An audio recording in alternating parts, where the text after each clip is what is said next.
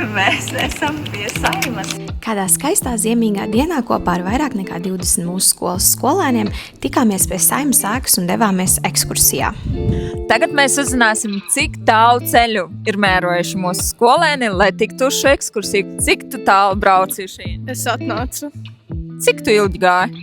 15 minūtes. Pusstundu kaut kādu. Arī pusstundu. Jā, kaut kas stundu, jā.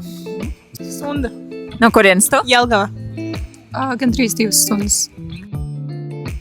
Mūs sagaidīja gide, kura izveda cauri dažādām zālēm, pastāstīja par ēkas vēsturi un par cilvēkiem, kuri gadu laikā šeit ir viesojušies.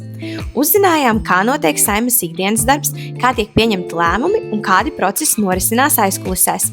Bija īpaši interesanti apskatīt katru zāli, par katru no tām bija savs īpašais stāsts.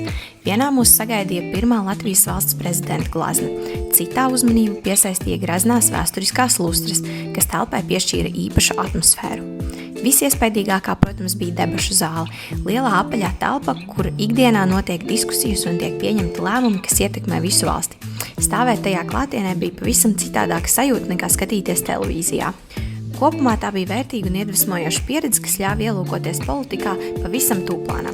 Tā mums tikko beidzās mūsu ekskursija Saimā. Kā jums visiem patika? Ļoti patika, ļoti. Okay. Viena lieta, kas palika atmiņā.